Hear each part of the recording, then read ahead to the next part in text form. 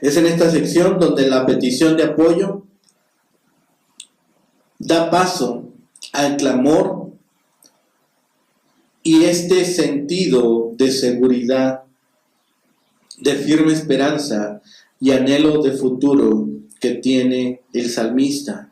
El poeta afirma que aunque está en medio de una grave crisis, habitará en el tabernáculo, que posiblemente es un término para referirse al templo, que representa la casa de Dios, su presencia y su capacidad de escuchar y responder a su clamor, y que está seguro debajo de la cubierta de sus alas.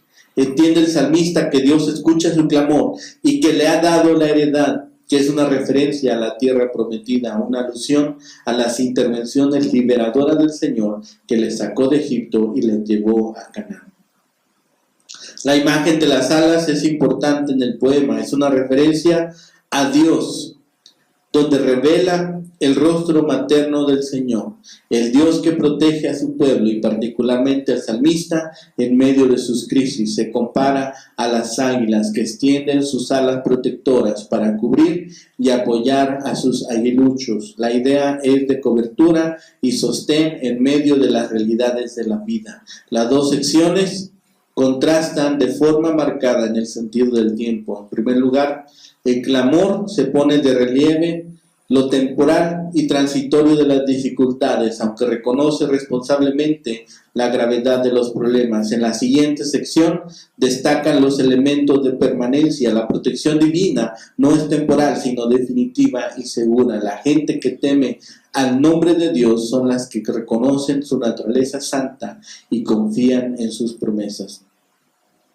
Para el versículo 6 y 7 dice: días sobre días añadirás al rey, sus años serán como generación y generación, estará para siempre delante de Dios, prepara misericordia y verdad para que lo conserven. En esta parte el poema introduce el tema del rey. La oración revela un deseo positivo de futuro y seguridad hacia el monarca. El clamor pone de manifiesto los mejores anhelos para el rey, pues su bienestar tenía repercusiones inmediatas en la comunidad. Se pide a Dios muchos años de vida para el rey, pues la longevidad es signo de bendición divina y prosperidad. La frase estar siempre delante de Dios alude a la fidelidad y a la obediencia del monarca. Es una manera de poner de manifiesto su actitud hacia las promesas divinas, y la actitud de humildad y obediencia real mueve al Señor a manifestar su misericordia y su verdad, que son símbolos de protección y apoyo. Finalmente, en el versículo 8 dice: así cantaré tu nombre para siempre, pagando mis votos cada día. Finaliza pues el poema con una afirmación de fe y compromiso. El salmista, que ya ha presentado su clamor al Señor, ha declarado su sentido de seguridad, ya ha solicitado la bendición divina hacia el rey, ahora se presenta ante el Señor para ofrecer sus alabanzas y cumplir sus responsabilidades. El poeta cantará a Dios y honrará sus promesas y obligaciones en el templo, anticipando la respuesta positiva a sus plegarias. El salmista profesa su fidelidad y obediencia al Señor. El Dios del salmista tiene la capacidad de escuchar las oraciones de su pueblo.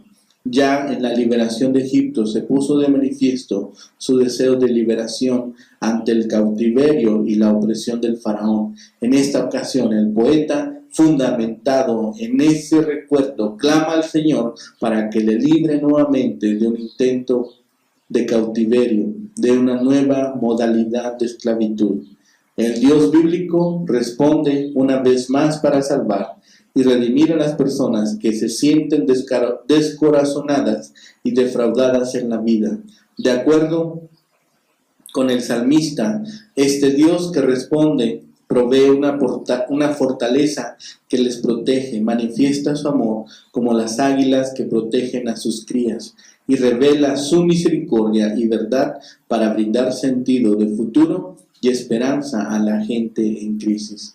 El Dios del salmista y de los creyentes no permanece callado ante las oraciones de su pueblo, sino que responde con las intervenciones liberadoras que producen alabanzas sinceras y gratitudes continuas en la gente de fe. David se sentía incapaz de seguir adelante y estaba a punto de desmayar, pero encontró seguridad en el poder de Dios. Él era su roca y encontró aliento en sus promesas que nunca fallan. Muchos han sugerido que este salmo describe una de las ocasiones en que David realizó una de sus arriesgadas escapatorias en el desierto rocoso, pero el salmo no señala nada acerca de ese trasfondo histórico. Cuando dice, llévame a la roca, el salmista pide ser fortalecido, pues se sentía abrumado. Pidió a Dios que lo llevara a la roca que era más alta que él. Roca describe un lugar donde se puede sentir a salvo, pero David deseaba ser conducido a una roca que él mismo no pudiera alcanzar. Si Dios le concedía esto, entonces se sentiría totalmente seguro. Hay un anhelo de su parte de habitar en el tabernáculo. David oró pidiendo la protección y la presencia de Dios, y esta súplica estaba basada en la promesa dada por el Señor. Dios lo había oído y le había dado la heredad de los que temen su nombre.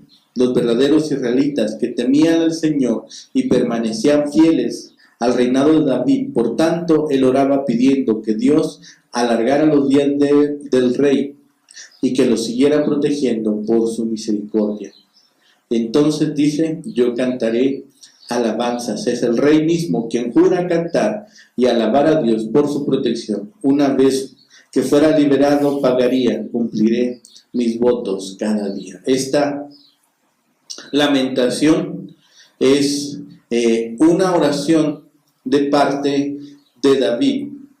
Y pese a la distancia que lo separa del lugar donde se adora a Dios, el salmista dirigirá a Dios precisamente su súplica. Es una alabanza y una promesa que él está haciendo cuando esta realidad se presente en su vida. Especialmente en tiempos de peligro, cuando la situación parecía totalmente desesperada. Él había aprendido a echar su carga sobre el Señor y dejarla ahí. Aquí encontramos uno de esos momentos en que la presión de las circunstancias le estruja y le hace salir de su corazón una oración que pocas veces ha sido superada por su pasión. Ha venido a ser el lenguaje de miles de seres del pueblo de Dios cuando han estado pasando por persecución, dolores del corazón y sufrimientos, porque expresa muy bien lo que sienten y que de otro modo no sabrían expresar.